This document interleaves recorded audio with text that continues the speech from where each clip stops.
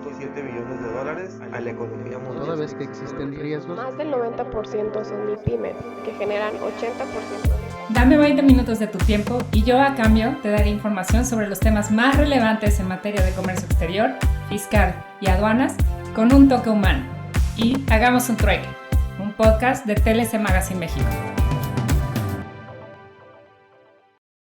Hola, ¿qué tal? Muy buenas tardes. Bienvenidos a una edición más de Hagamos un Trueque, un evento patrocinado por TLC Magazine. Bienvenidos a todos. Bienvenido al maestro Oscar Neri. Bienvenido. Bueno, pues el día de hoy nos acompaña el maestro Oscar Neri con el tema Panamá contra México en los temas de movilidad de carga actual y la estrategia, un tema muy interesante, muy de moda y con muchos retos también para México.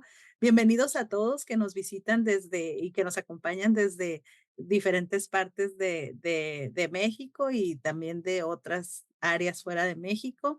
Gracias por estar aquí con nosotros. Y bueno, me permito presentar la semblanza.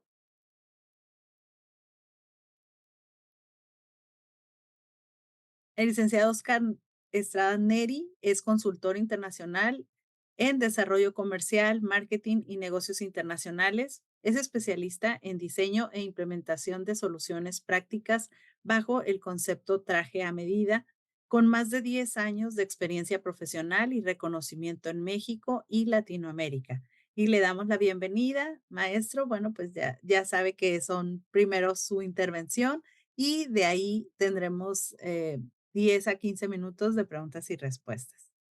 Recuerden que pueden dejar sus respuestas en el chat y nosotros al final en el espacio haremos las preguntas a Oscar. Hola, ¿qué tal? Buenas tardes. Escuchamos un eco. Aquí tengo eco. Sí, por ahí ocupa pagar un micrófono. Sí, ya.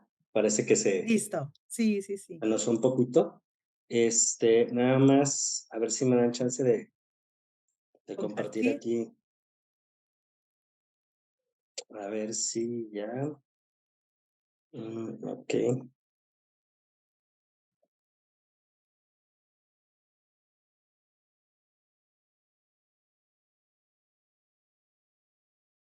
A ver, déjenme ver si ya me permite compartir.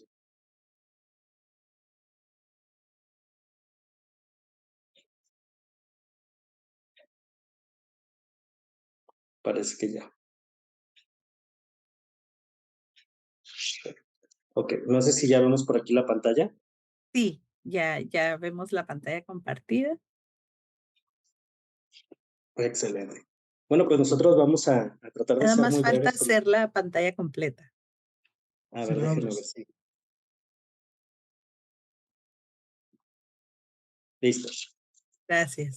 Creo que es lo más que nos va a permitir el formato del momento. Pues primero que nada, feliz y agradecido porque me dejaron regresar un poquito aquí al trueque. Ya no habíamos tenido la oportunidad por múltiples actividades y bueno, bien por ahí el doctor Octavio nos hizo la invitación otra vez a través de Magda. Entonces, muchísimas gracias. Un saludo aquí a Aarón. Qué gusto verte por aquí otra vez. Siempre nos encanta aquí hacer cosas interesantes con los amigos. Al doctor Máximo Carvajal, que también toda mi admiración. Todo el tiempo, gente muy importante aquí en TLC. Es algo que agradezco que nos den en este espacio. En esta ocasión vamos a hablar de algo muy concreto como tal, que es la parte de Panamá y México. Este es un tema muy discutido últimamente, dadas las circunstancias que vive actualmente Panamá. De hecho, gran parte de este trabajo que estoy haciendo y que les estoy presentando aquí, tengo una reunión en Panamá la siguiente semana. Como bien saben, es Expo Comer, digamos que la expo más importante de logística en el continente. Y bueno, finalmente, parte de acudir a Panamá es también ver cómo es el panorama final ya para esto y sobre todo todas las oportunidades que vamos a tener en México. Entonces, me gustaría iniciar con que primero veamos el real contexto de Panamá para el mundo.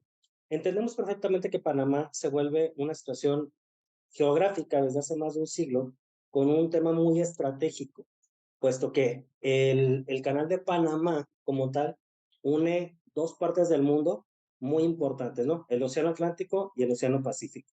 Los dos océanos más grandes del mundo las dos rutas de comercio más grandes a través de la historia, pero sobre todo lo más importante, el cómo este cruce permite una viabilidad de comercio que anteriormente se hacía rodeando el continente, o la mitad, por lo menos la mitad del continente, hacia el sur, pues aquí lo cruzas en horas, ¿no?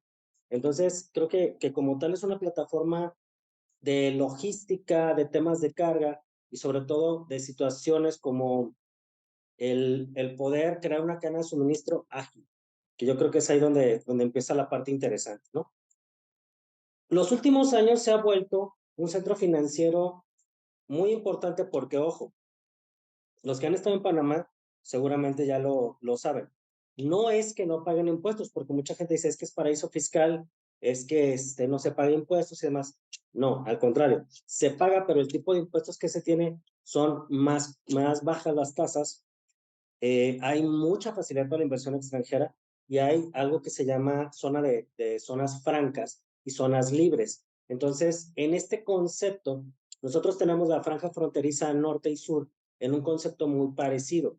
Las zonas francas, de hecho, son muy utilizadas en Centro y Suramérica, en Europa, hay algunas también, y esto lo que busca es incentivar los temas comerciales y sobre todo los temas de inversión, producción, transformación y, vaya, importación, exportación en lugares muy estratégicos que le den fluidez a este, ¿no?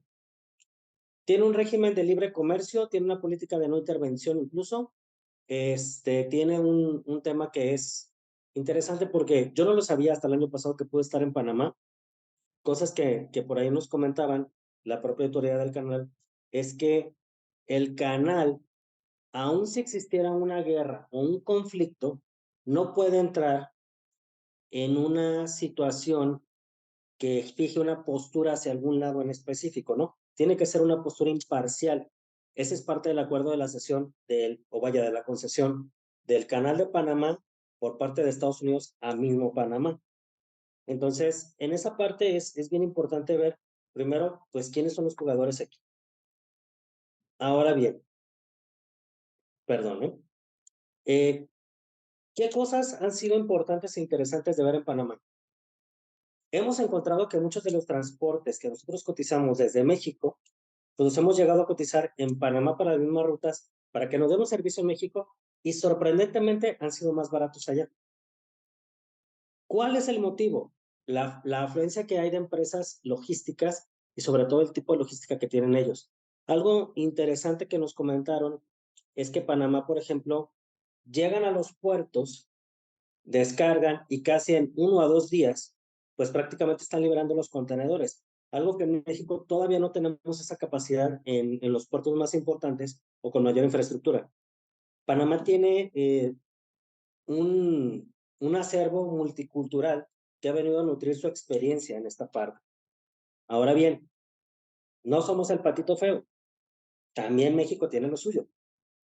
Si lo vemos de una manera territorial, pues México es muchísimo más grande que Panamá, en ese sentido. Y al ser más grande que Panamá, también tiene otro tipo de infraestructuras y sobre todo tiene mucha zona de almacenaje, algo que Panamá no tiene. En este sentido, México no ha sido tan especializado como Panamá en temas logísticos de gran volumen, hablando de la parte portuaria, ni tampoco ha tenido a bien tantas rutas como las que tiene Panamá, ¿sí? Ahora recordemos, Panamá fue uno de los pioneros en la interconexión a gran escala con casi todo el mundo. Entonces, pues Panamá juega de esa forma, pero México no se está quedando atrás. Cada vez es más constante que estemos abriendo o que nos estamos enterando que México está teniendo nuevas rutas desde nuevos puertos. Algo que anteriormente no habíamos contemplado o no habíamos observado, no sé, hace 5 o 10 años, no veíamos tanto tránsito entre las rutas marítimas ni tampoco entre las situaciones intermodales, porque últimamente México ya desde la pandemia juega un papel muy interesante desde cómo las rutas intermodales empiezan a jugar a favor tanto de Estados Unidos como de Sudamérica. Entonces, en este sentido, México tiene factores primordiales que son los tratados de libre comercio. México es uno de los grandes campeones, o bueno, dentro del top 10, de los que más tratados comerciales de libre comercio y acuerdos tienen en el mundo. ¿Pero cómo los aprovecha?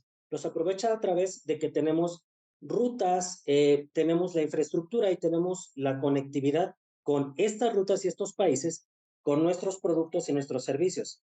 Entonces, de esta forma, nosotros nos estamos encargando de empezar a trasladar a México al mundo, ¿sí? A lo mejor lo que estoy diciendo parece algo muy obvio, pero al final del día lo vamos a ir comparando y van a ver cómo esta información que parece muy banal va a empezar a jugar un papel bastante importante más adelante. Ahora bien, algo que México presume mucho es la mano de obra calificada. Y sobre todo yo creo que ya no somos solo mano de obra, somos un sector de especialidad. Últimamente somos de los grandes especialistas en temas automotrices. La gran manufactura en México obedece al sector automotriz. Sin embargo, nos estamos volviendo también muy buenos en cadenas de frío, en cadenas de suministro de alimentos. Y obviamente, pues, somos los expertos en los destilados a nivel mundial. Hablamos de tequila, de mezcal, de sotol, de bacanora y un mundo de cosas. México está a la vista del mundo siempre porque es un jugador muy querido por todos. Es el que te cae bien, al que siempre invitas a la fiesta, aunque a lo mejor no sea el más sobresaliente, pero siempre está presente. Entonces, México goza de una capacidad y una conexión con el resto del mundo interesante, no solo desde la parte comercial, sino también desde la parte política. Si ustedes han tenido la oportunidad de viajar a Latinoamérica, a México lo adoran. Si van a Europa, lo quieren mucho. En Asia, igual somos un país con muchas bondades desde el trato que nos dan. Entonces, no solamente les interesan nuestros productos, nuestra gente les interesa mucho. Y ese es un factor que no cualquier país tiene. Eso es algo que abre puertas porque la gente quiere comerciar con nosotros, quiere hablar con nosotros, está en la apertura de querer hacer cosas con nosotros. Y eso creo que es un tema que nos pone en un contexto mucho más arriba que muchos países incluso desarrollados. Ahora bien, México, ¿qué propone en el mundo? Propone una plataforma, obviamente, con Estados Unidos, pero también propone en los últimos 3 años el ser una plataforma para el mundo por justo este tema. ¿Cómo se abren las puertas? Porque México se está volviendo un punto de encuentro, y un punto de encuentro bien importante, bien interesante, y sobre todo un punto de encuentro amigable, con la apertura. Es un lugar donde negociar, es un lugar donde disfrutar. Tú te puedes encontrar, y como me lo quieran decir, si tú vas a un Cancún, ¿cuántas personas extranjeras encuentras? Hay un mundo, pero no solo las playas, sino también los centros de negocios. Un Monterrey, un Ciudad de México, un Guadalajara, Mérida últimamente está teniendo muchísima inversión. Y empezamos a encontrar como estos lugares donde México ya se está volviendo el amigo del mundo, pero también el lugar de preferencia donde ir a trabajar, donde ir a negociar. A través de la pandemia, muchos extranjeros se mudaron en México. Y eso permitió que México empezara a abrir los ojos a decir, oye, somos más que solo un país con Estados Unidos o un vecino de Estados Unidos, somos un país que tiene mucho que ofrecer a todo el mundo. El mundo lo notó y empezó a buscar los negocios y la apertura con México. Entonces, esto permite que las operaciones internacionales crezcan, porque hay sentidos de proveeduría, sentidos de necesidad, creación de nuevos conceptos, creación de nuevos nichos, a los que México antes ni siquiera estaba acostumbrado. En este momento te puedo asegurar que hay productos que jamás pensaste en tu vida y que los tienes aquí. Si no me crees, todo lo puedes ver por internet, todo lo puedes pedir por internet y todo te va a llegar a México. Y México es uno de los países con mayor certeza logística. Aunque pareciera que no, la verdad es que tiene muy buena certeza logística. Los procesos incluso gubernamentales internos suelen ser más cortos que en otras partes del mundo. Te lo digo fácil, un registro de marca, en México nos quejamos porque decimos, oye, está bien tardado y todo esto, pero son de 4 a 6 meses. Un proceso de registro de marca en Estados Unidos puede llevar hasta 18 meses. En Japón, en Colombia, el promedio son de 12 a 18 meses. Entonces, México es ágil en la forma de hacer negocios. Entiendo que a lo mejor aparte la situación gubernamental en algunos momentos es adversa, pero dentro de la legalidad del proceso o de los tiempos de procesos es bastante accesible. Ahora bien, ya que hablamos un poquito de los dos jugadores, ya dijimos quién es quién, qué más o menos hace, pues vamos a ver primero qué onda, ¿no? Con esta situación, cómo se ven estas dos potencias hablando de logística. ¿Qué estás ofreciendo México y qué estás ofreciendo Panamá en este tema? Del lado izquierdo tenemos el Canal de Panamá. Aquí se marca la ruta de cómo cruza de un océano a otro. Pero si te fijas en lo que es el lago, el Gatún Lake o el lago Gatún, este es un lago artificial que depende específicamente de la lluvia, ¿sí? Y eso es lo que alimenta lo que le llaman las esclusas, que son como esta escalerita de agua que permite que suba y baje el agua para que los barcos pasen. Entonces, en este sentido, la mayor infraestructura que tenemos aquí es justa y sencillamente esta ruta que cruza por un lado exageradamente estrecho del continente. Esto permitía hasta hace unos meses, unos 4 meses, pues un paso aproximado de unas 36 a 40 unidades, perdón, embarcaciones de gran tamaño por este canal al día. Pero en este momento están llegando cerca de las 20. O sea, se redujo a la mitad por la falta de agua, por las situaciones de que ya no hay infraestructura porque se está acumulando también la mercancía. Entonces eso los pone en un entredicho de, ¿y qué voy a hacer? Porque el canal no está diseñado para tener zonas de almacenaje grandes. Está diseñado para hacer zonas de almacenaje rápido, que es básicamente cruzo, paso, descargo y saco por otro lugar. Entonces su chamba como tal es ser rápidos en la descarga y en el delivery, por así decirlo, ¿no? En las entregas, en la repartición. Por el otro lado tenemos este gran proyecto tan ambicioso que es el interoceánico, ¿no? El corredor interoceánico. Mucho se ha dicho de que esto es como un sueño guajiro y demás. No es nuevo, ¿eh? Tiene casi 100 años este proyecto, porque también, pues, dijimos los mexicanos como buenos mexicanos que somos, si ellos pueden, ¿por qué yo no? En este sexenio están generando la gran expectativa de, bueno, ¿y cómo lo van a lograr? ¿Qué es lo que va a poder ofrecer México? Todo el mundo dice, es que va a rivalizar con el Canal de Panamá. Yo no creo que pueda rivalizar y no hablo de que no pueda hacerlo a un buen nivel. Creo que su tema de negocio es diferente, porque creo que el tema de negocio de México no está exclusivamente en el tema de la navegación. Está más en el tema del cruce, la transportación y sobre todo los tiempos óptimos de eso. Donde, ¿qué crees? México sí tiene muchas más rutas de tren, rutas terrestres, que podemos en menos de 40 horas estar en cualquier parte del norte o del sur del país. Y eso es bastante importante, porque Panamá no lo tiene, no tiene desarrollada esta infraestructura. Hoy día están recurriendo a un gran aliado de todo el mundo por muchísimos años, que es el ferrocarril. ¿Qué están haciendo ahora Panamá? Pues descargo de un lado del océano, o bueno, en un océano, descargo, subo por el tren hasta llegar al otro océano. Lo que se hizo hace más de 200 años. Bueno, casi 200 años. Entonces, digamos que llegaron al inicio otra vez. Es como si el canal no estuviera tan activo. México, a pesar de que no tiene un canal de navegación todavía instalado como tal, hay las obras, se está trazando y todo, sí tiene la infraestructura férrea y con la reactivación del Tren Maya de alcances mucho mayores en las 3 antiguas líneas que existían de manera comercial en México. Entonces, a los que les tocó en algún punto se acordarán que Ferrocarriles de México existía Ferrocarriles del Norte, del Sur y del Pacífico, que esta parte era una conectividad inmensamente grande, un gran legado del ferrocarril, que hoy día está teniendo más infraestructura. Si lo ponemos desde ese contexto, México es mucho más grande, hablando de vías férreas, que Panamá. Y también es mucho más eficiente en cruzar de un lugar a otro con puerto desde ese sentido. Ahora, vamos a los cuadritos. Esta es la parte que les voy a gustar. Recuerden que la presentación se la pueden pedir a nuestros amigos de TLC. Aquí va a estar toda la información y vamos a empezar a entrar al debate. Y sí me gustaría que lo platicáramos mucho. Aquí todos son expertos y eso es algo que nos da mucho orgullo, porque aquí podemos fomentar el diálogo, el hablar de qué es bueno, qué no. Hay mucha experiencia aquí, pero sobre todo hay mucha visión. Entonces, hablamos primero de qué es lo que tiene el Canal de Panamá.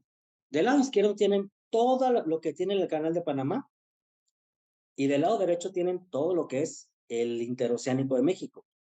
Me quiero ir a situaciones muy puntuales. El tiempo de construcción duró 10 años el Canal de Panamá. La fase de desarrollo del interoceánico lleva más o menos año y medio desde que se anunció y en construcciones ya lleva más o menos un año. Los avances todavía no se han generado de manera oficial, pero se está buscando crear incluso un organismo propio, así como es la autoridad del Canal de Panamá, un organismo que tiene que ver únicamente con el propio proyecto del interoceánico en México.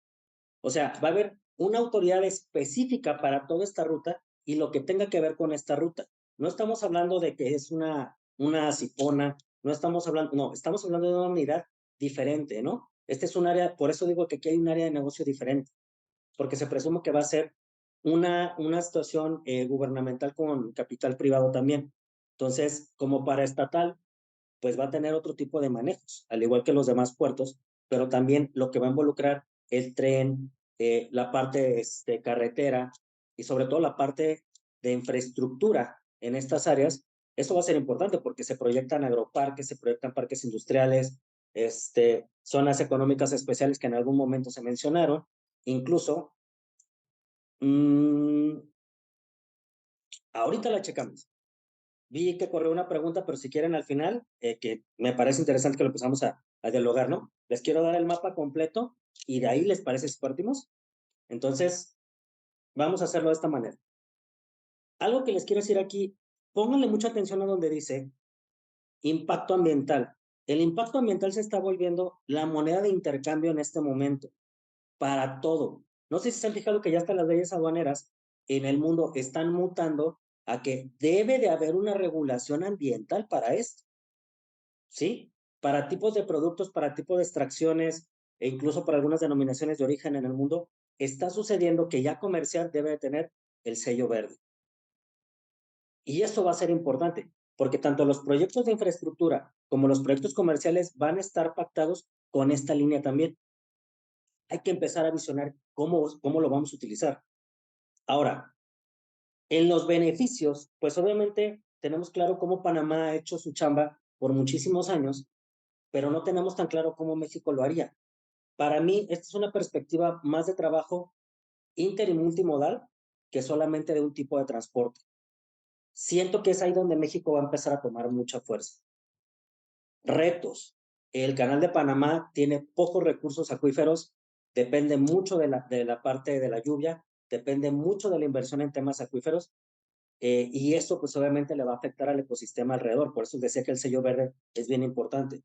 Ahora bien, ¿a México qué le pega? Financiamiento, también tema ambiental, pero sobre todo un factor que nos duele a todos: seguridad.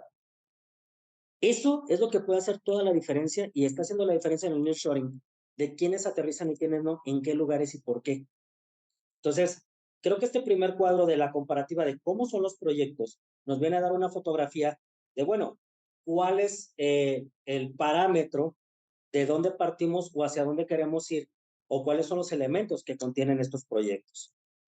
Ahora bien, vamos, ya sé, me dediqué a hacer muchos cuadritos, pero es para que tengan la información fácil de comparar, que creo que esa es la parte más importante de este tema, que podamos ir comparando. Miren, México ya conecta América del Norte por las fronteras, América del Centro también por frontera, pero a través de los océanos conecta con casi 60 países. Panamá tiene más rutas, pero son mayormente oceánicas. Si se fijan, carreteras solo tiene para un lado Costa Rica y para el otro lado Honduras. Creo que es Honduras, sí, no me acuerdo si es Honduras o El Salvador. Entonces, el asunto es que queda muy corto y está en medio de una zona de conflicto y de una zona Del otro protegida. lado, Colombia. Ah, no es con Costa Rica, ¿no? Según yo. Costa No es con Rica, Colombia, ¿verdad? Ya es la última Colombia. parte. Costa Rica queda antes. Panamera de Perdón, Colombia. traigo un medicamento de la muela y ando volando en otra parte del mundo. Ahí les va. Entonces, en este tipo de interconexión, la parte en la cual Panamá conecta con el mundo es que hace mucha relación con que todo el mundo toca Panamá. No todo el mundo toca México, pero la plataforma de trabajo de México es más amplia territorialmente hablando.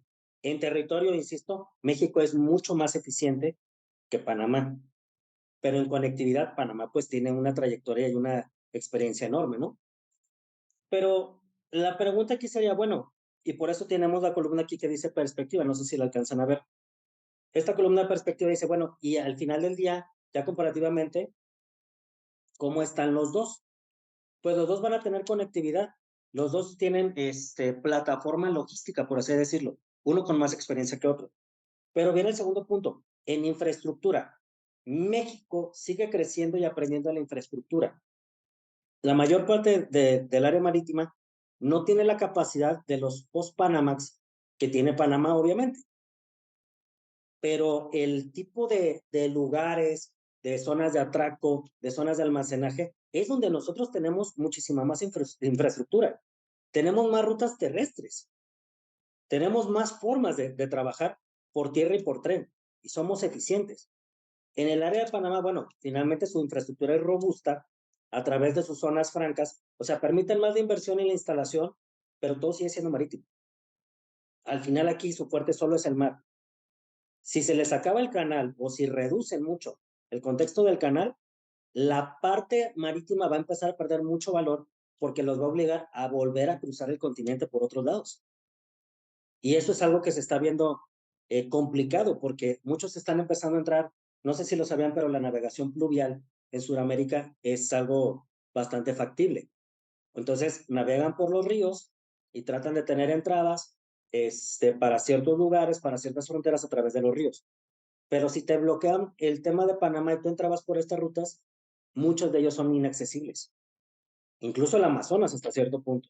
Entonces, sí se vuelve un tema de cuidado. En la perspectiva otra vez, Panamá tiene mucha infraestructura desarrollada, pero México sí tiene la capacidad de empezar a crecer en esa parte. Si hay la suficiente inversión y visión, sí va a ser posible.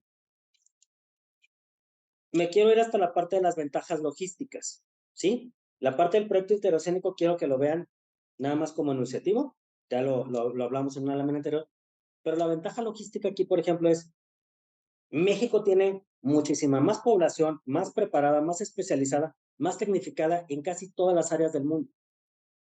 Panamá tiene pocas áreas productivas fuera de la inversión y la logística. Entonces, si hablamos de un tema de qué tan robusta es la economía en temas de producción y sectores productivos, pues México se los lleva de calle. México tiene para lo que sea, o sea, no depende exclusivamente de un negocio grande como la logística o como la inversión, porque hablamos de solamente temas bursátiles. No estamos hablando de que estén invirtiendo en infraestructura, no estamos hablando de que estén invirtiendo en temas productivos, están invirtiendo solamente porque es más barato tener el dinero ahí, ¿sí? Y la compañía que me digas está en Panamá, que ojo, no es malo, al final del día es una estrategia. Todos buscamos la estrategia para que esto tenga mejores rendimientos.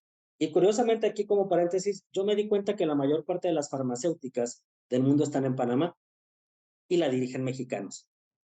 Es muy curioso cómo los mexicanos empiezan a avanzar en un tema tan importante como la farmacéutica. Ahora bien, las desventajas. El tema de México, el taloncito de Aquiles de México se llama seguridad. Le quieren meter lana, pero dicen, híjole, es que ya vieron lo que pasaron con el paro nacional de la parte de los autotransportes, cada vez tenemos más situaciones ahí de violencia, y es algo que duele porque si pudiéramos empezar a reducir este contexto, México tiene posibilidades de ser el gran ganador de la guerra comercial entre Estados Unidos y China, porque ahora la guerra comercial que se va a aventar China no va a ser con Estados Unidos, va a ser con India. India se volvió un competidor enorme y está en el mismo sector que China, o sea, hacen lo mismo. De hecho, se dice que los negociadores más férreos y los vendedores más férreos ahorita son hindús y chinos. Y si no me creen, si viven en una frontera, les prometo que la parte de la tecnología está dominado por hindús o por chinos.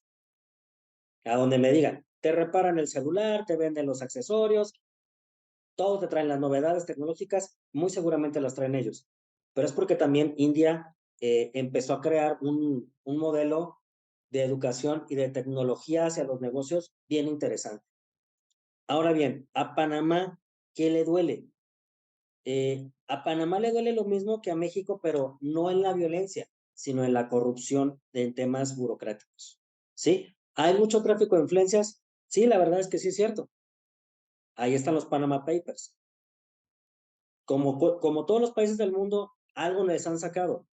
Pero Panamá, ¿qué es lo que te dice? Ok, a mí me pasó lo de los Panama Papers, pero ¿y qué más tienen para ofrecer de mí? ¿Qué más pueden decir malo de mí?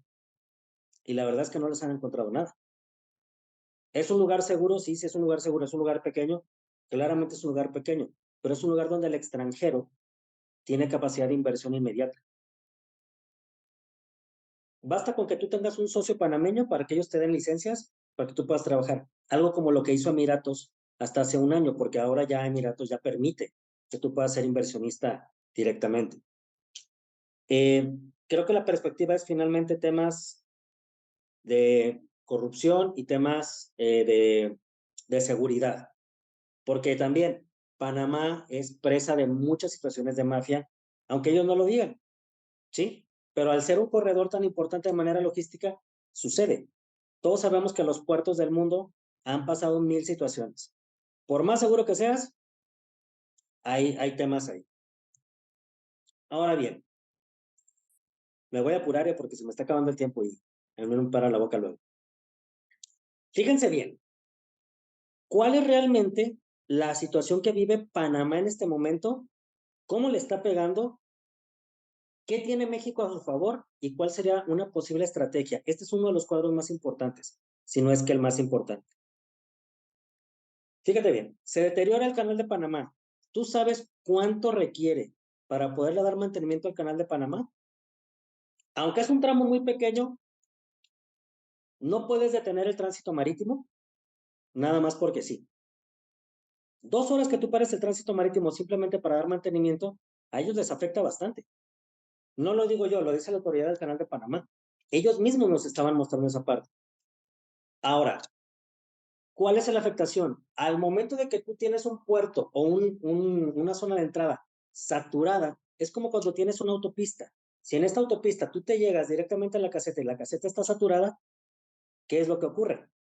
Empieza a haber muchos retrasos y si a esto le ponemos dinero, o sea, ya cantidades, pues imagínate cuánto cuesta que tu contenedor que va en un barco que tiene que cruzar por el canal de Panamá se tarde 3 días más. Esos 3 días son pérdidas multimillonarias, ¿sí? Por no decir más. Ese tiempo que tú te estabas queriendo ahorrar de no cruzarlo por todo el ladero y cruzarlo directo, digamos que no te querías ir por la libre, pero quieres agarrar la autopista y resulta que la autopista está más saturada, les está impactando. Entonces, la gente se lo está pensando en las decisiones de las empresas y las navieras son, oye, ¿realmente tengo que pasar por el canal de Panamá ahorita? Tengo que empezar a buscar otras rutas, porque acuérdense que el canal de Panamá, como una autopista, cobra por el uso, está subastando los lugares. Eso fue otra brecha de negocio que ellos encontraron, de subastar los lugares para que tú puedas pasar. Pero también llegó un punto en el que la subasta era demasiado cara.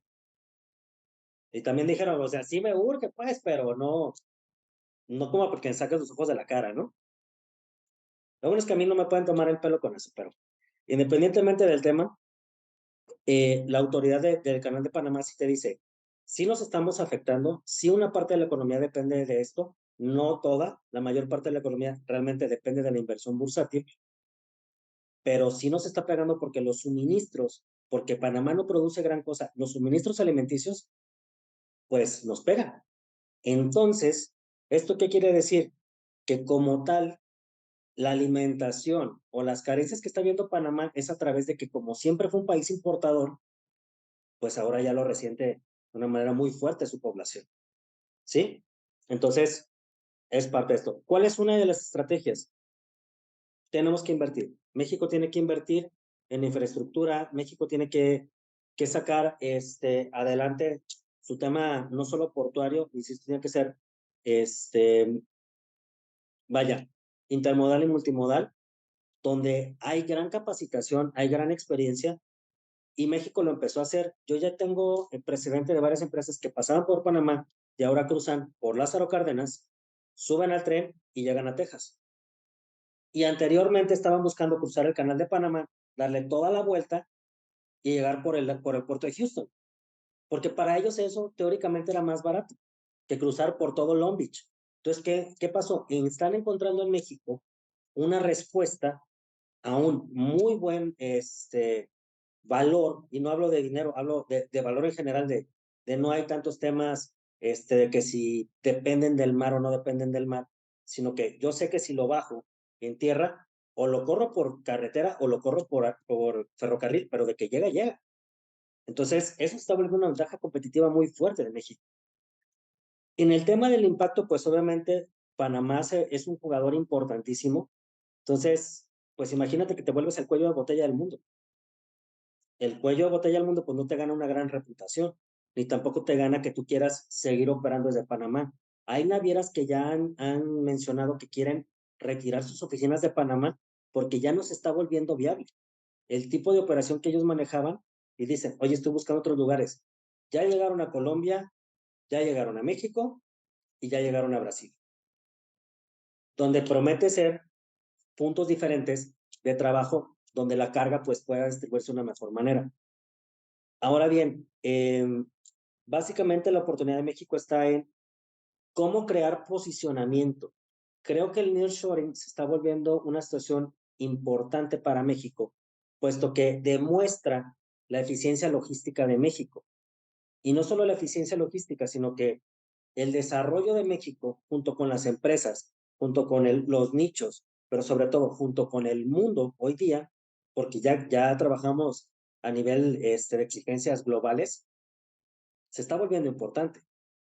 Hay que utilizar estos tratados de libre comercio como estrategia y empezar a trabajarlos de una manera mucho más interesante y mucho más eficaz.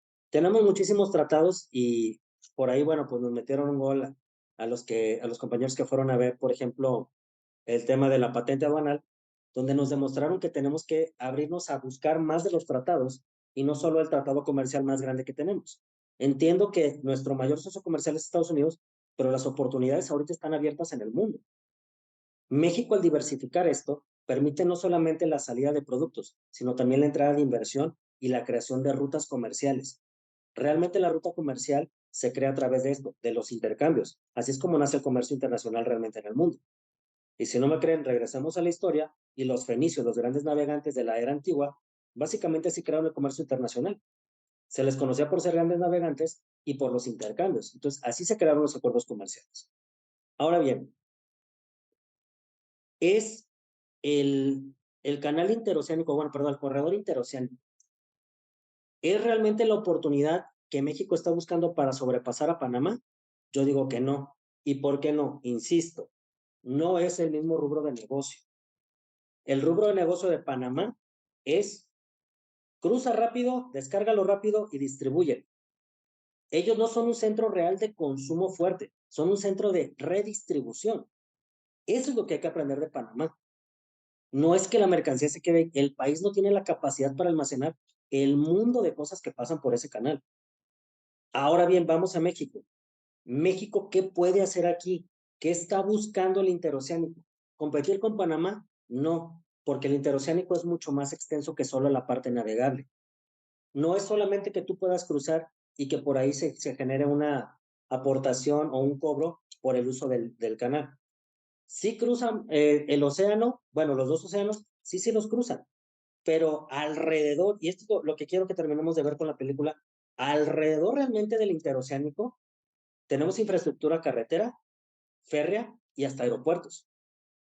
Tenemos 4 salidas, porque vamos a contar la parte del interoceánico como pluvial. Tenemos los 4 tipos de transportes relacionados a los Incoterms y los 4 tipos de transportes sobre una zona estratégica con áreas de almacenamiento, áreas de desarrollo, áreas de transformación y áreas, sobre todo, con apartados legales específicos para el desarrollo comercial.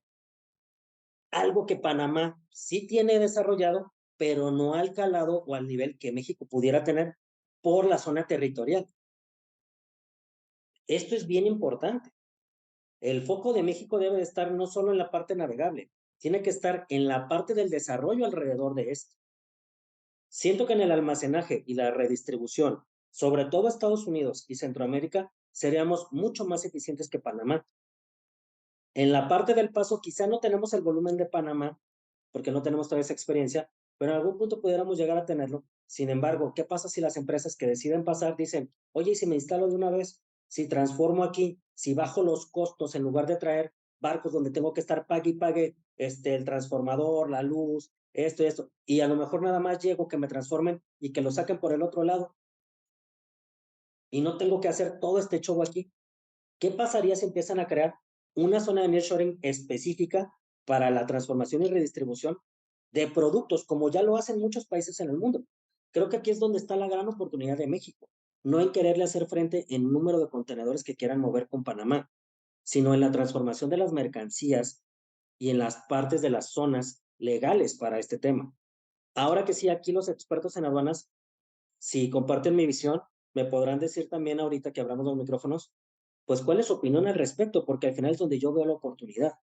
Yo lo veo más desde esa área que desde el paso de los contenedores nada más. Y finalmente, tener un negocio que se establece, que permea y crea derrama económica, creo que es 100 veces más valioso que el paso de un contenedor a gran velocidad.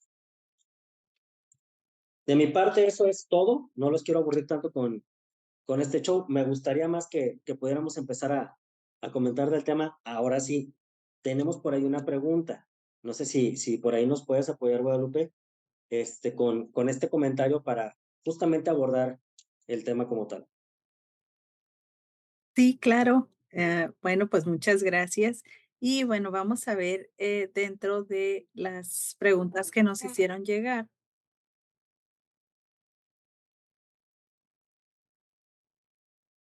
Bueno, primero es si México intercambia aproximadamente el 80% con la economía de Estados Unidos, entonces nos queda el 20%, dice, buscar el resto del mundo.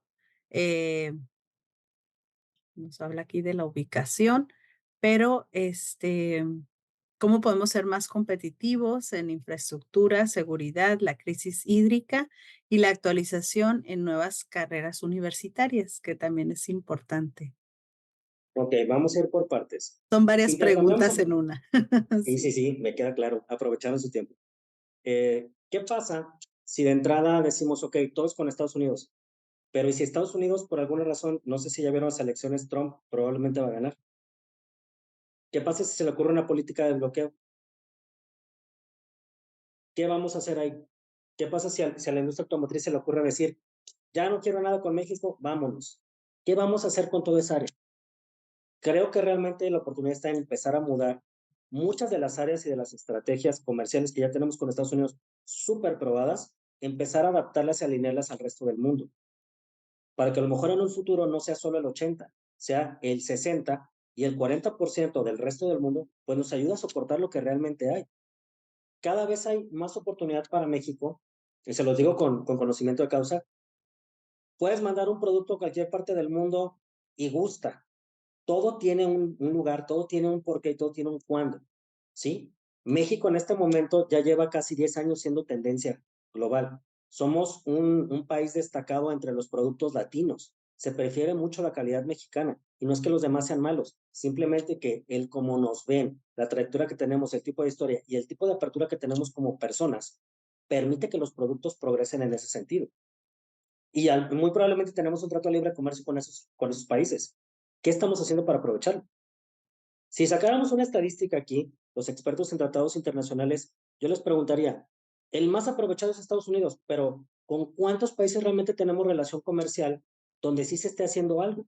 Y no hablo de que sean números muy inflados, sino simplemente de que existan operaciones comerciales. Te vas a sorprender de la cantidad de países con los que tenemos intercambios comerciales. Y más te vas a sorprender que son productos que a lo mejor te dices, ¿a poco eso se vende? Te prometo que se vende. Por algo está pasando. Y va a aparecer en la cinta de aduanas y va a aparecer probablemente en un tema, en algún punto hasta de las enmiendas. Porque ahorita no lo ven, pero por ejemplo, somos proveedores de Gatorade en México y es de proteína de insecto y desde hace muchísimos años. Parece algo nuevo, pero Gatorade tiene casi 15 años utilizando ese proceso y México lo vende. Entonces, para nosotros era más común decir, me como un chapulín porque es un tema cultural, que decir, voy a moler un chapulín porque tiene proteína y lo voy a meter a una bebida. Entonces, ¿qué pasa? Estamos mutando muchos negocios. O sea, realmente estamos mutando muchos negocios, estamos creando muchas cosas. La apertura de negocios de México a partir de la pandemia fue, tengo que vender donde sea como sea. Internet nos ayudó. Y ahora Internet es la última barrera y la última frontera. ¿Por qué? Porque te enfrentas a situaciones de comercio internacional sí o sí. Y aquí es donde voy a la segunda parte de la pregunta. ¿Qué debemos de estar incluyendo realmente en las partes universitarias? No solamente la doctrina, no solamente la literatura de las aduanas, sino también la perspectiva de hacia dónde van a tender las aduanas. Necesitamos gente que piense más en el futuro que solamente comentar el presente, porque el mundo está cambiando casi cada año, ya tenemos una perspectiva distinta de los negocios. Y cada vez más se vuelve de que el corto plazo ya no es un año, ya son 6 meses. El mediano plazo es un año, año y medio. Y el largo plazo son 3 años, porque ya no te da para más espacio. Tenemos que contemplar nuevos riesgos. El COVID nunca estuvo contemplado. Y como el COVID, vienen muchas cosas que pudieran ser diferentes, que tampoco estén contempladas, pero nos crea también este sentido de nos tenemos que adaptar. ¿Qué tanto lo estamos fomentando en las universidades? Muchas veces la educación se vuelve completamente lineal y rígida, y pues esto no permite el crecimiento del conocimiento. Yo creo que aquí en TLC tenemos muy claro en el trueque que un conocimiento que no se comparte no trasciende, y al no trascender, desaparece.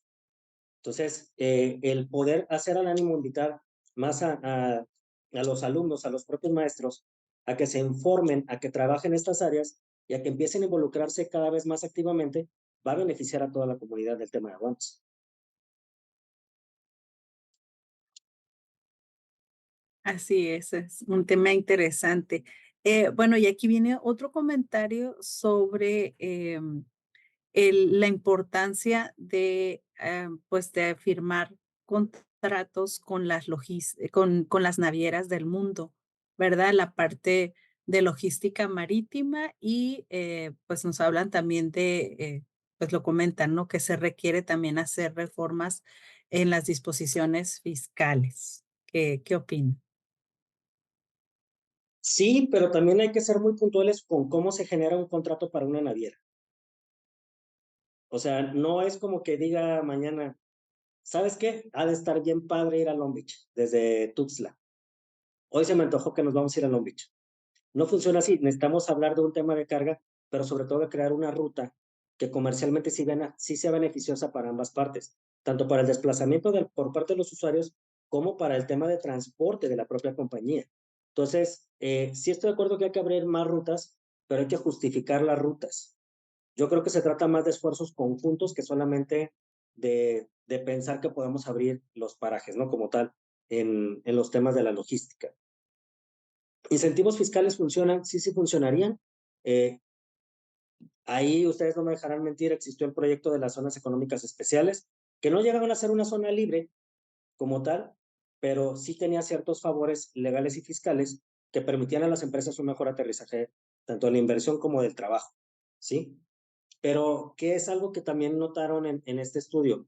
Las zonas económicas especiales requerían infraestructura del conocimiento. Había que tener ciertas universidades, ciertas formaciones y también permitir cierto tipo de empresas para que pudieran aterrizar ahí, como si fueran parques industriales también, muy designados y muy alineados a los objetivos. Y es algo que todavía se está construyendo en muchas partes del país. Yo siento que una vez que ya esté un poco más sólido y especializado el tema, sí fácilmente podríamos empezar a determinar zonas económicas especiales o hasta zonas libres. Bien, y bueno, vamos concluyendo también con este comentario que resalta la importancia de hacer desarrollos de cadenas logísticas y pregunta también Diana que cuál sería el impacto ambiental del corredor transoceánico, ahorita que está de moda el tema de impacto ambiental, ¿no? Allá en el sureste. Sí, aquí nada más siento la mirada de Don, pero básicamente sé que es una pregunta muy difícil. No puedo calcular yo el tema del impacto ambiental ahorita. Te podría decir que es un impacto ambiental fuerte, claramente, porque hay que cruzar una zona casi semiselvática por el tipo de climas y de vegetación que hay. Debe de haber destrucción de infraestructura vieja probablemente, porque en esa zona también había otro tipo de empresas, otro tipo de situaciones comerciales. Entonces, el aperturar este tema, dicen por ahí que el desarrollo también causa calamidades en este sentido. Sí es cierto, o sea, no lo vamos a negar. Yo creo que aquí la parte es cómo una vez que creamos estos pasos, también podemos renovar o ciertas energías o ciertos elementos que contribuyan a un buen desarrollo y sobre todo a que sea armónico, no solamente con la parte mental, sino también con el proyecto, porque en algún punto vamos a desviar ríos para que pueda cruzar este tema, pero el agua siempre recuerda su cauce, ¿no? El agua tiene memoria, dicen por ahí. ¿Cómo le vamos a hacer para sortear esta parte?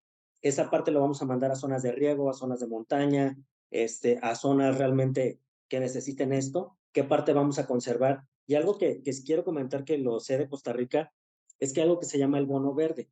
El bono verde es un fondo que existe por parte de la Unión Europea en Costa Rica, donde te dice, no me vas a tocar ni un árbol, no vas a deforestar, no vas a hacer nada de esto en esta zona específico y yo te voy a ayudar a fondearlo para conservarlo. Nosotros podríamos, con las buenas relaciones comerciales e internacionales que tenemos a través de los tratados, creo que podríamos acceder a un proyecto de este tipo y que valdría mucho la pena implementar, no solamente en este, sino en todos los proyectos que vamos creando ya de infraestructura verde, porque al final ya está tocándonos la puerta. Ya tenemos que incorporarlo de una manera muy palpable, porque este es el siguiente tipo de cambio, ¿no? ¿Qué estás haciendo tú para contribuir al planeta? ¿Qué estás haciendo tú para contribuir a este tema de la biodiversidad? ¿Qué estás haciendo tú para contribuir a menos emisiones? Todo esto va a tener un valor muy fuerte. Y no hablo de un futuro lejano, estoy hablando de 2 o 3 años más. Entonces, tenemos que abrir los ojos y decir, bueno, ¿qué vamos a hacer para que esto sí aplique, sí funcione? Existe temas de impacto ambiental, claramente, pero también existe la voluntad, o debe de existir la voluntad para poder remediar o sufragar que estos impactos sean mucho menores y también que podamos sumar a lo que ya existe, que pueda empezar a renovar ciertos recursos. Obviamente el agua no puedo decir que lo vamos a renovar porque si se evapora o algo, pues no está como mucho en nuestro poder.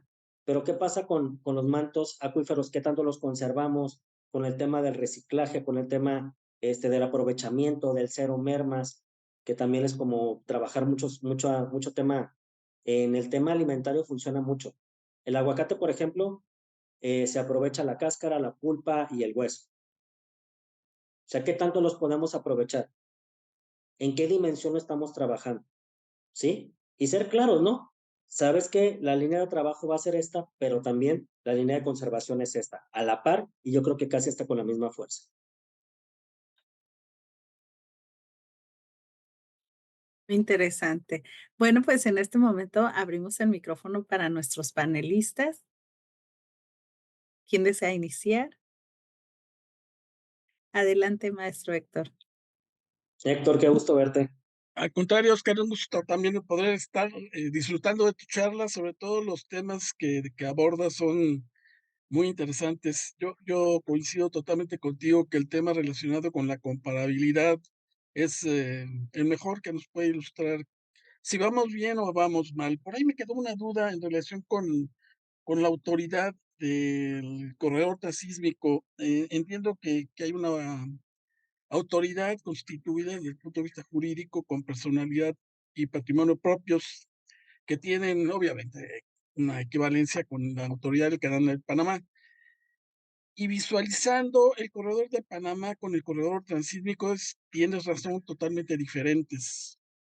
Mientras el corredor de Panamá es únicamente para cruce, no tiene en principio ningún otro propósito, el de nosotros tiene como propósito desarrollar una zona con los 10 polos de desarrollo del bienestar, que sea y que genere un establecimiento de industria, es, por decirlo, una especie de banana para el nearshoring, a ver si hay candidatos, perdón, digo candidatos para que se coloquen y ubiquen en esos lugares.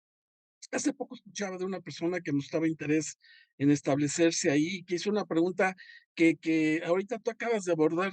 Ok, ahí está toda la hipotética infraestructura y beneficios, pero ¿hay mano de obra?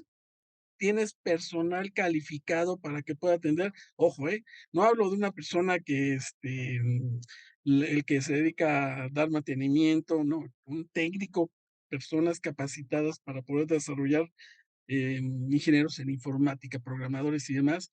Y Caracoles, esa parte sí estamos muy, diríamos, débiles.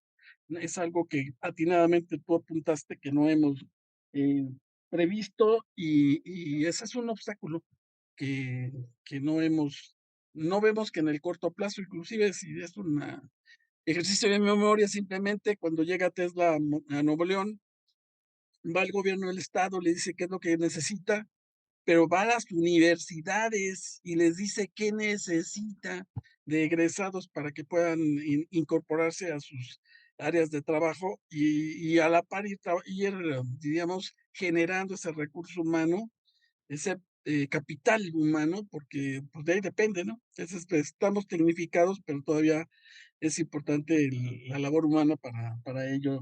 Te agradezco mucho que nos dieras la oportunidad de escucharte y reflexionar sobre esos temas y me quedo con la duda.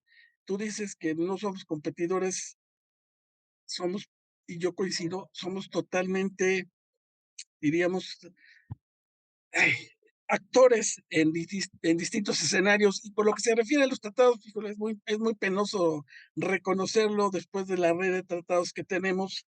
Es muy chistoso porque solamente tenemos 4 tratados en donde somos superavitarios.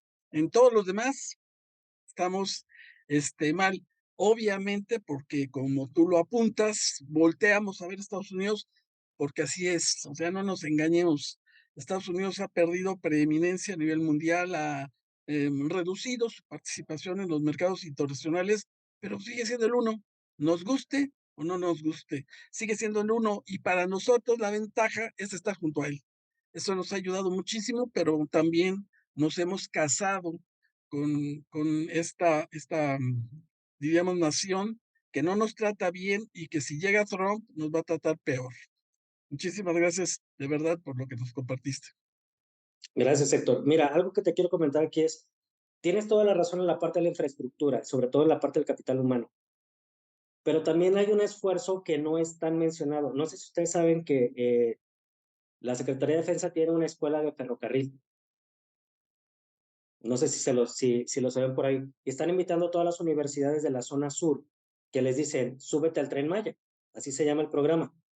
Y se trata de crear técnicos maquinistas. ¿Por qué lo sé yo? Uno de mis tíos fue maquinista y maestro maquinista en su tiempo y me dice que los estaban volviendo a llamar y a pseudo reclutar. Entonces así es como yo me entero que existe esto y posteriormente cuando yo tengo la oportunidad de estar en Chetumal, en Cancún, en Playa del Carmen, me doy cuenta de este tipo de información que no trasciende tanto hacia este lado. O sea, es una información muy en el sur.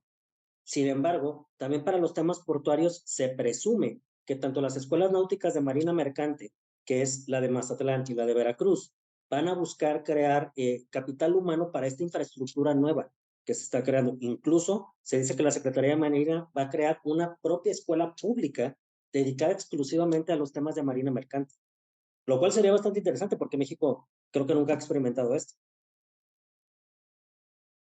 Sí, el tema es más bien del capital humano que requiere la empresa. Por lo que se refiere, y tú atinadamente apuntas para el tema ferroviario, algo que es increíble, ¿no? Estamos trabajando y presumiendo que hemos logrado, ya iniciaron los primeros viajes con pasajeros en el tren transísmico. Nada más que un dato, se está utilizando la vía que se construyó hace 100 años. O sea, si tú me dices que le agregaron 1000, 2000 kilómetros, no te la creo. Definitivamente estamos usando la anterior. Sí, es que de hecho, eso es parte de lo que dice, ¿cómo lo voy a? Es que no sé cómo sonar no político. Perdón. Miren, así al pan. Se está aprovechando la infraestructura que existe hace más de 100 años. Se le dio mantenimiento, no están descubriendo el hilo negro, solo están aprovechando la infraestructura que existía. Por eso yo mencionaba que se utilizaban las 3 redes de las 3 empresas que anteriormente existían como Ferrocarriles de México, lo que hoy día es Ferromex. O sea, cuando se vende el ferrocarril, cuando se expropió el ferrocarril como tal, pues básicamente desaparecen estas líneas, pero estas líneas que usaban todo el país, incluso tenían una línea de conexión directa por todo Estados Unidos y Canadá. Y hacia el sur tenían toda la línea de conectividad hasta Panamá incluso. De hecho, creo que Colombia y creo que también hasta Argentina llegó a tener este tipo de conectividad y nada más había un transbordo de temas ahí medio lineales de aduanas. La verdad es que ahí no sé tanto porque nunca me tocó vivir esa parte. Alguien que a lo mejor aquí sí lo sepa nos podría platicar. Pero yo lo único que puedo decir es que México yo lo recorrí y yo lo conocí durante 5 años que tuve la oportunidad de subirme al tren, gracias a mis abuelos, pero estuvimos por todos lados. O sea, realmente sí cruzaba prácticamente todo el país. Hasta el pueblo más chiquito que tú te imagines o una cabecera municipal, llegaba el tren. Y eso es lo que están buscando aprovechar, ¿sí?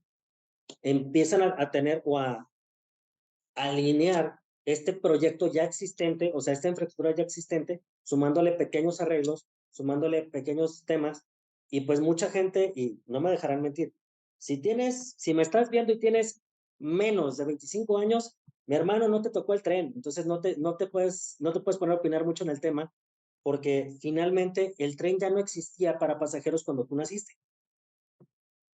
Pero si sí te tocó, perfectamente sabes el tipo de líneas y de traslados que era el manejo más rápido, incluso antes que los autobuses. Era mucho más rápido y mucho más ligero viajar en tren. Y ahorita, bueno, pues es una moda decir, pues vamos a ir a ver Krill, ¿no?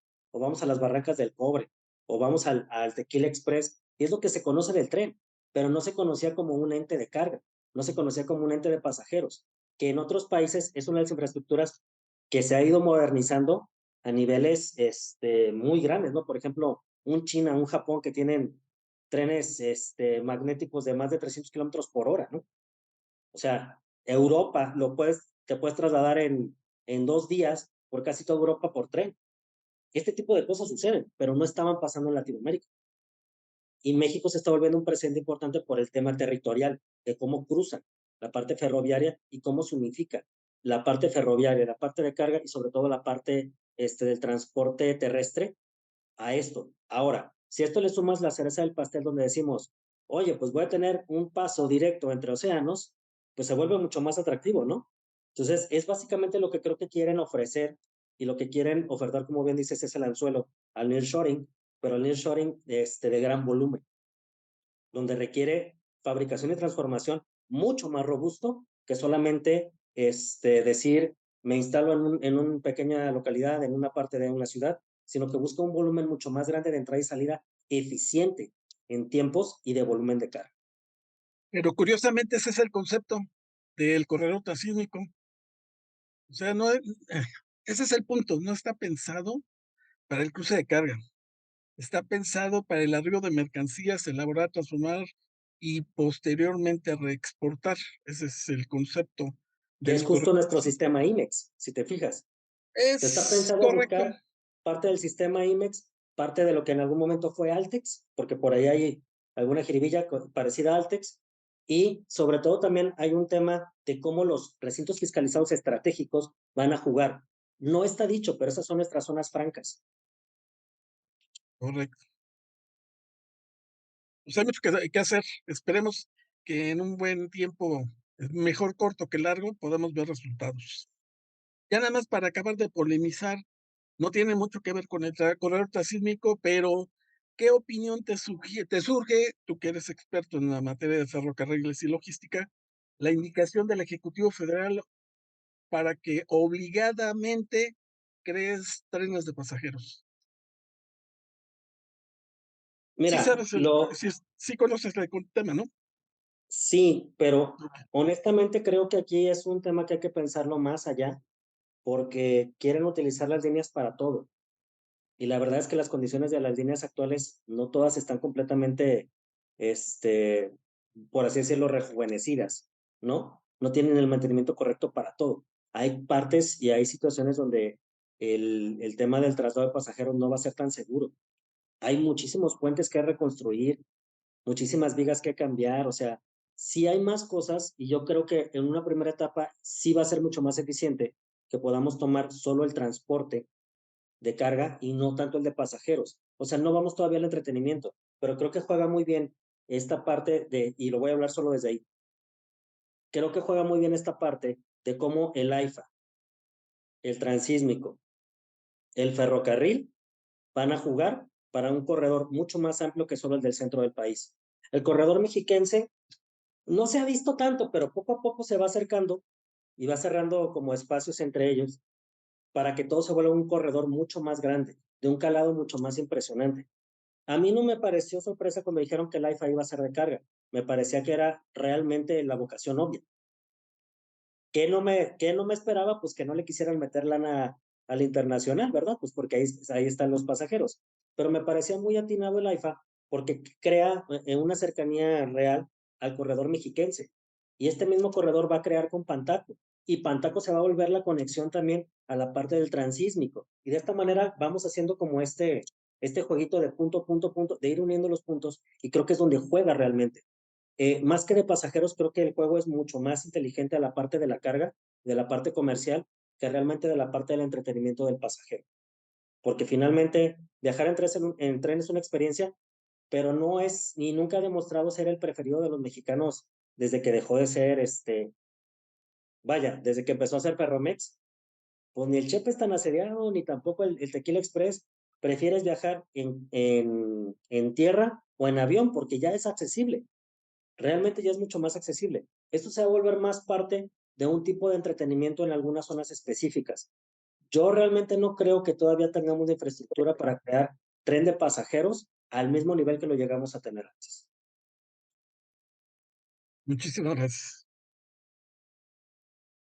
Muchas gracias. Muy bien. Adelante, ingeniero. Pues, felicidades, Oscar. Digo, tomaste un tema muy, muy interesante y muy, muy actual. Sí, Panamá está teniendo problemas y Panamá tiene ahorita muchas cuestiones que componer. Y nosotros estamos empezando con el transísmico que va a funcionar. Va a funcionar, pero nos falta mucho tiempo. Falta mucho tiempo todavía para eso, ¿no? Mucha infraestructura, mucho, todo eso. Está empezando a jalar, pero sí se necesita mucho. Y hablas de un punto muy importante, la seguridad. Porque la seguridad en el istmo de Tehuantepec y Oaxaca, Veracruz, todo eso, ay, caray, es muy peligroso, es muy difícil. Yo creo que vamos bien, vamos a surgir muy todo. Y tocas otro punto muy importante y muy álgido, creo, en este momento, ¿no? El de Trump, que es tú que a lo mejor Trump puede ganar las elecciones de Estados Unidos y eso también va a venir otro desastre o puede venir otras cosas muy, muy difíciles, ¿no? Otro tiempo, otros tiempos. Esperamos que el futuro nos depare bien, que sigamos trabajando, pues que trabajemos, que nos unamos los mexicanos, que es lo que nos hace mucha falta. Estar unidos y estar trabajando unos para otros y levantar el país, no hay otra. Gracias, te felicito, Oscar, un saludo, un abrazo y gracias, nos diste una buena plática. Muchas gracias, Aaron. A mí también me da mucho gusto saludarte y verte de nuevo. Un comentario aquí rápido. El tema de Trump puede marcar la pauta de si vamos a ser los aliados de Estados Unidos o de China. Y lo voy a explicar así rápido. No sabemos si en esta elección presidencial va a haber continuidad de los megaproyectos o no. Porque también cambiar la batuta, aunque sean del mismo equipo, ha demostrado en este país que no siempre sucede. Entonces, ¿qué pasa si tendremos también una cuestión opuesta con nuestro mayor socio comercial y cuando el mayor aterrizaje del nearshoring en México, pues es chino? Realmente es chino. O sea, no lo vamos a ocultar. No son los americanos los que le están metiendo lana con nosotros. Son los americanos los que están buscando crear las barreras para que no entren los chinos. Pero China prácticamente es el surtidor del mundo en este momento. México, aunque parezca increíble, en algunas zonas, sobre todo de desarrollo de tecnología e infraestructura tecnológica, está mucho más avanzado que China y se prefiere mucho. Y eso es algo que Tesla vio. Por eso Tesla quiso bajar. A Tesla nada le costaba irse a un Guangzhou, un Jibu, un Ningbo, y poner una ultra mega gigaplanta, y había gente para hacerlo. Sí, sí. Es más, tan hay gente que ahorita BYD o BYD es el mayor fabricante de autos eléctricos en el mundo, cuando Tesla se burló de ellos hace 10 años. Dijo, no, nunca me van a llegar. Ya lo rebasaron. Ya se le acabó la sonrisa a Musk. Incluso acaba de pedir una moción a Biden de que se prohíban los autos eléctricos chinos en Estados Unidos. Y eso nadie la vio venir. Entonces, aquí en México están entrando tremendamente.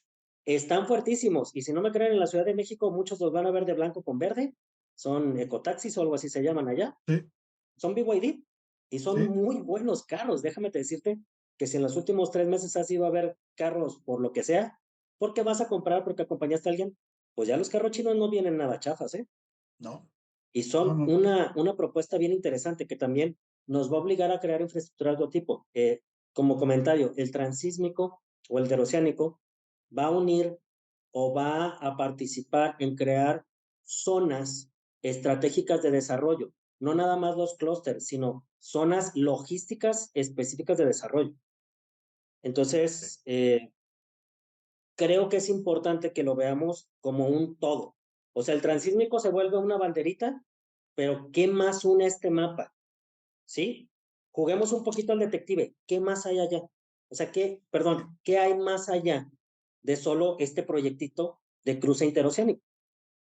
No, Tiene nos que va a haber más poder. cosas. Yo así me fui dando cuenta que era el barco, el tren, la carga, el ferrocarril, que llegó a Pantaco, que se va al Tren Maya, que sale por aquí, que vamos a crear una ruta en Florida, que resulta que llegamos al puerto de Houston, que salimos por el otro lado en Veracruz, y todo eso va creando desarrollo. Y muchas veces es la bandera política de vamos a traer desarrollo al sur. Y cada sexenio o cada lugar ha tenido su zona de desarrollo. Al sur nunca le había tocado. Sí. Este es el megaproyecto del sur. Y si le has puesto atención a Mérida, Mérida ya es casi del tamaño de Guadalajara en temas de capital. Se está volviendo una zona de capital bien interesante y poco aprovechada. Ya hay IMEX allá y Sí. muchas zonas de desarrollo interesantes. Es la única zona que tiene Dren Miller, o sea, Mercedes-Benz. ¿Por qué? ¿Por qué Cancún no los tiene? ¿Por qué Playa del Carmen no los tiene? ¿Por qué Mérida sí? Hagámonos esas preguntas, seamos un poco más críticos, investiguemos un poco más allá y veamos no solamente el parámetro de qué pasa con la aduana. Yo creo que la importancia de la aduana es darle sentido al intercambio comercial. Esa es la parte más importante. Yo les he dicho siempre, yo soy el menos aduanero de los aduaneros, pero soy el más metiche de los comerciantes. Entonces, al final del día, se trata de esto. Aquí todos somos una cadena. Veamos el panorama para saber en qué parte de la cadena estamos. Sí, vamos a ver el surgimiento de nuevas provincias en todo el sureste. Y el crecimiento y la infraestructura para nuevas ciudades. Definitivamente. Ahí para allá vamos. Pues gracias, Oscar. Felicidades. Gracias, Aaron. Un placer. Muchas gracias, ingeniero. Y bueno, le damos la palabra al doctor Máximo esta ponencia. Gracias, Guadalupe. Oscar, realmente muy aleccionadora la plática. Yo creo que el proyecto de darle al ferrocarril su antigua fisonomía es un buen proyecto. Desde luego entiendo muy bien tu punto de vista cuando hablas de los riesgos que se pueden tener, este, porque no es igual manejar mercancías que manejar seres humanos, estoy totalmente de acuerdo. Pero déjame decirte, yo nací con el ferrocarril de pasajeros, por decir algo. Yo soy de Chiapas, de un pueblo en el que el ferrocarril era la vía de comunicación por excelencia. Yo me acuerdo que tenía 6 años de edad cuando entró el primer camión de pasajeros a mi pueblo. Fíjate, 6 años de edad cuando entró el primer autobús de pasajeros. Y el tren tenía ya 15 años de existir. La estación incluso estaba en uno de los terrenos de la ex hacienda de un bisabuelo mío. Se llama El Suspiro y mi pueblo se llama Pichucalco, Chiapas. Entonces, todos nos movíamos porque era el medio de comunicación, salvo el avión. El avión en Chiapas, bueno, si llamamos avión a las avionetitas que existían, hasta los puercos volaban porque era la forma de entrar y sacar de veras a los animales y algunas personas, claro, era un medio caro y era un medio pues con un riesgo, no todas las gentes decían o se persinaban para volar, no era usual y menos en los pueblos pequeños como era mi pueblo.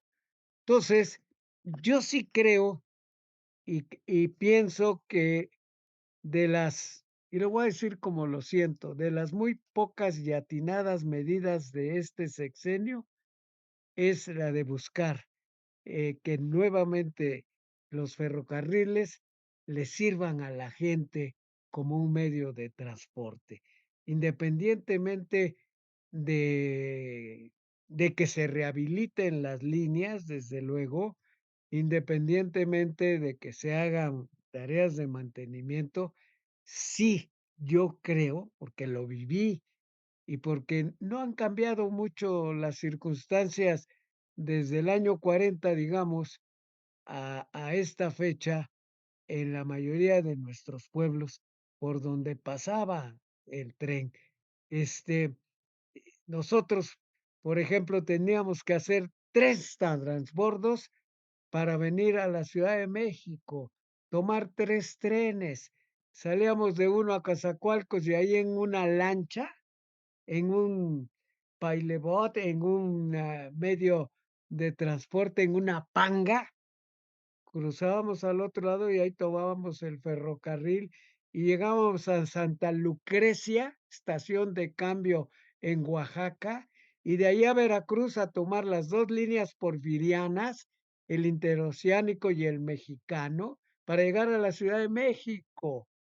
Era la única forma en que podíamos hacerlos, porque ni siquiera Mexicana de Aviación, que fue la primera línea en México que voló con pasajeros, llegaba a, pues, ¿cómo iba a llegar a mi pueblo? Un pueblo de 8,000 habitantes, ahora tiene 15, muy adelantado, pero pues allí en la selva chiapaneca. Entonces, yo sí le tengo especial fe a este proyecto, que ojalá se haga y con todos los cuidados como deben ser, porque sí es un medio que puede ayudar a nuestras gentes de escasos recursos y a que se muevan. Es el comentario y felicitarte de veras extraordinariamente tu plática y además nos metiste en una dinámica muy agradable. Héctor nunca había hablado tanto en una intervención como esta. Me gustó mucho también. Felicidades, Héctor, porque te despertó el interés, Oscar, y estuvieron los dos en un diálogo extraordinario. Felicidades, igual, Enrique, muchas gracias por esa plática extraordinaria. Pues muchas gracias y bueno, pues me voy a permitir, muchas gracias, Oscar, por estar aquí, por hacer un trueque y bueno, me permito entregar el reconocimiento a TLC Magazine y Hagamos un Trueque otorgan el presente reconocimiento al licenciado Oscar Estrada Neri por hacer un trueque en la práctica virtual con el tema Panamá contra México en los temas de movilidad de carga actual y la estrategia. El día 26 de febrero de 2024 lo firma nuestro presidente, el doctor Octavio de la Torre, y la maestra Daniela Martínez. Y muchísimas gracias, muchas gracias a todos por haberse conectado, por estar aquí. Hemos llegado al final del trueque de hoy. Muchas gracias por acompañarnos. Esto fue Hagamos un Trueque vía Zoom, un evento de TLC Magazine México. Si te gustó esta plática, no olvides compartir cada evento con tus contactos, para que así continuemos esparciendo conocimiento y nos mantengamos actualizados. Encuentra todas nuestras pláticas a través de nuestra plataforma de educación en línea ingresando a www.tlcmagazinemexico.com.mx en la sección de cursos, donde podrás verlas nuevamente sin costo. Si estás interesado en algún tema específico, envíanos un mensaje a través de las redes sociales de TLC Magazine México y buscaremos un experto que pueda aclarar tus dudas. Esto fue Hagamos un Trueque.